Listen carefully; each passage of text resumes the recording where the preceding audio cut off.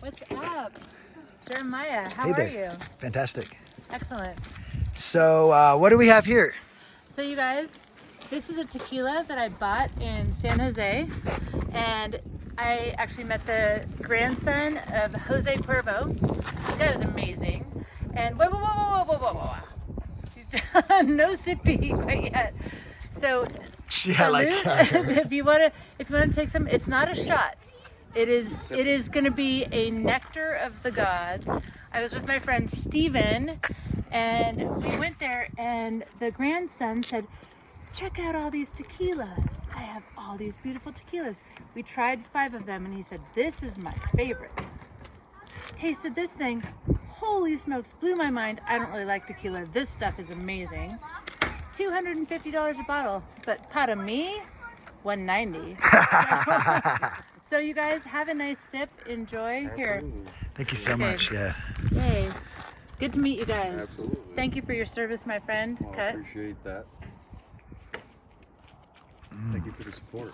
Oh, that's beautiful. Is this amazing? I've never had anything so smooth. I know. That's great.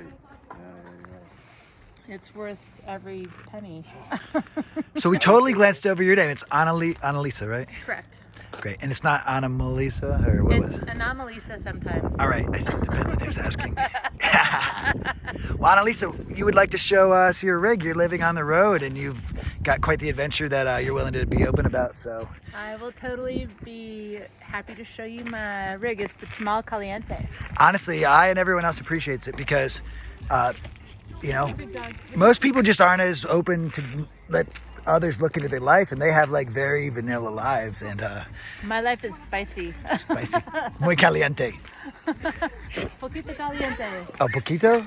Oh. Maybe muy caliente. So this is my rig. It's the Tamal Caliente. It's a 1986 F250 XLT Lariat, and with a Lance camper. It's gotten some battle wounds on the road, as you can see. I have to replace that door. But I drove this rig from Lake Tahoe down to La Ventana in Baja. How recently? So I crossed the border on Cinco de Diciembre of last year, obviously. And today it's it's 420. Yeah, 420. Yeah. 420. How about it? And I crossed the border back into the United States yesterday. So come on in. Thank you so much. So it's kind of a mess because I've been on the road and I have everything packed in my rig. All you're gonna have is people that are jealous. Don't worry. Wow. And I bought some kites. So I went down to La Ventana to kite. And so obviously, like, my snuggle buddy right now is my new Carbon Jaime. That's my new snuggle buddy. No, wait. Do you guys cuddle? Do you like wrap? You know? Yeah, I snuggle the Jaime. And then That's so funny. actually I have my kites stashed behind my pillows because I have no place for my kites. So this is my lovely kitchen. The kitchen has been fabulous. I have a 4-burner gas stove, as you can see. I have an oven. I can make cookies. And let's see, I have my snazzy refrigerator. It was important to me to bring things from my children on my trip, and so my daughter Safira painted this for me. Wow, that's beautiful. That's a lot of detail. It is. You must be really proud I am. to have it like here. You must be very proud. Super amazing. And then my daughter Bella gave me a picture, which is like way over there. I have to call and get it. Can't really see it. And my son. This is my son when he was a baby. That's funny. Yeah. Skylar. Oh, super cool. Is he still that cool? He is super still cool. Yeah, he's amazing. And so yeah, so this is my rig. Got into fishing this year for the first time ever. And What was your most exciting catch? God, Not so much the trip, because I'm sure you had fun you trips. know, But my most exciting catch was actually when we I was with my sweet friend Eric Turen, and we drove way out across the salt flats toward this very small rural fishing village called Datil on the Pacific side, and we got there kind of late. I did get stuck in the salt flats on the way there, and so we camp out on this point, and when we woke up, like, we had this great bonfire, and then evening, it was perfect, great dinner, barbecue, everything. Wake up in the morning, and the point was an island. And so my best catch, I would say, was when the panga full of local guys came out after Eric took off on the kayak and left me on the island. And the panga full of local guys were like, "Señorita, what's happening? Like, what are you doing?" And I was like, "Oh, todo bien." And it was my, like, second night in Baja or something. And I was a little nervous. And they were like, "Oh, pescado, you want to go fishing?" And I was like, "Sí." So I just, like, grabbed my pole. And so my best catch was catching the guys, the 4 people in the panga. So let me me. get this straight. So you're stranded on this little island on your truck, and then you end up fishing on a boat with some other guys. Yeah, the 4 guys, and they taught me how to fish, actually. It was Oh my cute. gosh, It was really sweet. that's fantastic. Is that maybe part of the reason you have the fishing pole now? No, I have the fishing pole because I got it before Eric was like, "We're gonna go fishing." So I have to say kudos to Eric Turen. He schooled me on this trip, even though we're not together anymore. He really prepared me and showed me so much. And cheers to you, Eric. You schooled me. I can now do it by myself. That's really special. So So you were in, you said, what part of Mexico? So I drove all down, but para mí en casa la ventana. So Now, what's it like there? What's like the... here, let's go out of my camper. It's like a course. little smallish in here. Yeah, of And course. it's sort of warm today. Yeah. In the hot springs here, we're at Remington Hot Springs Remington Hot in Springs. California, Yeah. near Lake Isabella. Oh my gosh, amazing. Is there anything more you want to show here as far as like your setup? I mean, I think so. It's a little bit of a mess. Like this thing, everything got bumped around. So I see. I love like my little, like all my gear is in here. Like this is all my moto gear. Boom. There's my helmet. All my gear is like stored, tucked away nicely. This is my gearbox. I've got moto, mountain bike gear. That's all that in here. Workout gear, everything. Now, was this all set up like this when you bought it? Did you have to do any work on the rig? I did the kitchen remodel, so I put the slate tiles up, and actually Eric and I put this up together, put that up, a little kitchen remodel. My friend Mason made that and gave it to me. But mostly it is as it was. I had to do some roof work. Eric helped me with that. I actually ended up putting a new motor in, or engine rather. And gosh, we did a big trip up the Oregon coast. It was like my maiden voyage in COVID. So I bought this thing because of COVID. So I lost my business. Everything like crapped out, had all of a sudden like no clients. Nobody wanted to do remodels and have a bunch of strangers in their homes because all my clients were older. And I was sort of at a loss. And this was in Lake Tahoe? Correct. Yes. And so I decided, well, time to see the world, because I could. Have you ever thought about these types of trips before? Had you like daydreamed or?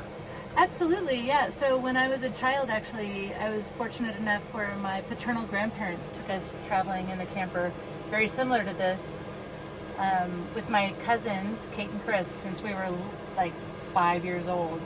And I've gone all over the country, been to Canada, I've been all kinds of places with my grandparents. And when my grandparents passed away,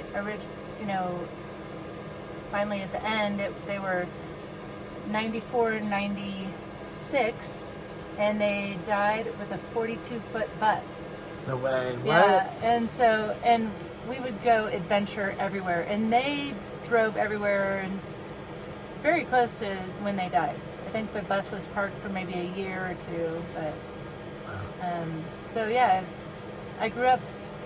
My grandparents, definitely inspired me to be on the road. I love it.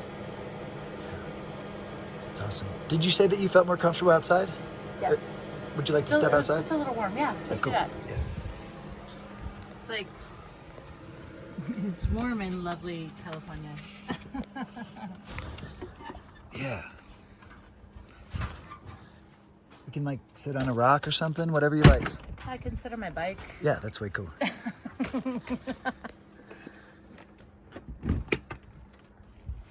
So, what are some bold memories from like this past time? You told me the one where you got picked up by this gentleman on the boat while your car almost got flooded. There were 4. There were 4 gentlemen. And I have to say, like, for me, going down to Mexico was very interesting. My parents were very afraid. My father was like, "You're going to be sold into white slavery." I got that kind of comment a lot. Or, gosh, you need psychotherapy because you're going to leave all of us. And I wasn't really leaving anybody. I was going to find other people and other places and a deeper part of myself, really. So you're like running to something. Yeah, I wasn't running away. I was running to. And it was exactly that. I met the most amazing people in Baja. I can't tell you, like, the thing that really like has locked it in for me is my forever home is for sure the people. The people are stellar. How do you think they might be different than other nationalities or other countries, people? That's a good question. I don't know. I feel like everywhere I've traveled, I've met really good people. So I don't know. That probably has a lot to do with how you see the world. Yes, I am the girl with the cup 3/4 full, and sometimes it runneth over and spilleth out my eyes. So how do you handle the points when you are negative? Like, do you let it show, or do you compartmentalize it more? Or? Now you're getting deep on me. I'm gonna, yeah. Well, gosh, because you seem to have like a very a bright disposition. Like you seem like someone that really wants to make other people feel good and feel good about themselves. So like, I just wonder how you handle it whenever you're maybe not feeling as good. If you let it show, or if you talk to people, or if you kind of just keep it inside and like go out in nature. And I mean, I think I'm a work in progress. I feel like, gosh, what a deep question. I told you, yeah. Sorry. I'm for sure a work in progress, and I definitely see people, like, I believe people are genuinely good, and the world is genuinely good. But things crap out, obviously, and people crap out, and people let you down, and people hurt you sometimes, like intentionally or unintentionally or whatever. And it's not always easy to just, be zen and respond. I mean, I've definitely, I don't know. I think with COVID, I think it's been harder than ever to sort of keep a stellar disposition, just because like what we're fundamentally into as humans is connection and relationships. Yes. And so with COVID now, we're separated. We're basically forced into this situation where we have to do the antithesis of everything that is absolutely natural and essential for a lot of people. So I think it's been hard for a lot of people, and I feel very fortunate, blessed beyond imagination to have had this experience, have this truck, and go to Baja. I call it the Baja bubble because life was pretty normal down there. I kited almost every day. I mountain biked almost every day. Now you mean kiteboarding? Yeah, I kite surfed. I learned. You learned there? Yeah. Wow. That was my plan. Now, so like, are you always picking up little like new hobbies and stuff, or is that something you're doing as so this has been sort of on my bucket list. And which just picking up new hobbies or that? Kiting. Kiting. Yeah. Is it? It is the Let me see your hardest guns. thing. Let me see your guns. It works your arms, doesn't it? Sorry, I'm just being I funny. don't know. You can. I'm just being stupid. Sorry. No, it's okay. You can. I feel like I've got like definitely like feel pretty strong. Does it like really work your arms? Isn't it like painful? Oh my god, it works your everything. It works your brain. It's not for the faint of heart, and I'm not sure why I waited till I'm almost 50 to learn. Wait, you're what? You're almost 50? I'm almost 50. Yeah. No way. Wow. I'll be 50 on June 2nd. It's really exciting. So you seem excited too. Yeah, you know, I feel strong. I feel good. Yeah. I feel good about life. Yeah, you seem like you're on a roll, so why not? Sure. How are you here? I'm just hitchhiking the country. You're hitchhiking the country. Yeah, it's been about Wow. since last May 1st. My goodness. Yeah, so I stopped and like did the indoor thing like for 6 weeks once, but yeah, I'm just doing this. You have a backpack? Yeah. Wow. Mm-hmm. Okay. Less is more. Wow. Yeah, I just COVID hit me hard. Oh, here we go. So COVID hit and I lost my jobs, and I could have gone back and like looked harder for jobs, but it gave me an opportunity to try something different. It gave me the balls to like come out here and try to heal myself, and in the process of it, like learn how to try to share it with you guys and you know and try something else And connect with a lot of people. Like that's what we're missing it this was year. really cool. Like we had this great connection. There were a lot of people down in the hot springs that had this great connection. We just like, I would say the one thing that has changed with COVID for me, in my experience in the world, is people like are hungry for connection. They are. And people want to talk, and people want to connect, and want to communicate and share and be real. And there is no small talk. There's no bullshit like, oh, what a great day. How beautiful weather, blah, blah, blah. You know, people are like real about things, in my experience. Yeah, I find that on the road traveling that people are a lot more raw. Like people are going to jump right into the stories that like could cause them to tear up. Like you can have that happen in the first 5 minutes of meeting someone, and it's like, you know, sure that stuff might happen, but like that's not going to happen with your coworkers. And a lot of times your coworkers are like, you spend more time with your coworkers than you do like your spouse, your relationship partner, your family, and it's like it's just weird how. It's weird how, like, maybe it's just the impermanence of it, you know, while traveling, just brings that out. You're like, well, screw it. No one will ever. And everything is when you're traveling, it's raw. Like, all you have is what you have on the road. There's no house, garage, car, no place to, like, go. Like, you are where you are when you're traveling and on the road. And I think there's a vulnerability. Oh, I'm so sorry. On the bright side, I drank most of it. I'm so sorry. You don't have to be sorry at all. I have more. I'm sorry. I'll give you more. I'm sorry, Mr. Jose. His grandson. I was listening. Dakota, that's not for you. Sorry. No worries.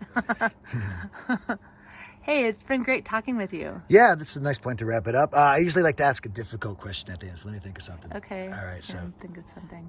An easy, difficult question, the one that's not like tough. All right, so here we go. So, can you think of a time when you met someone and you only met them once, and maybe you keep in touch still, maybe you don't, but like they had a direct impact on either your worldview or like, you know, just your life?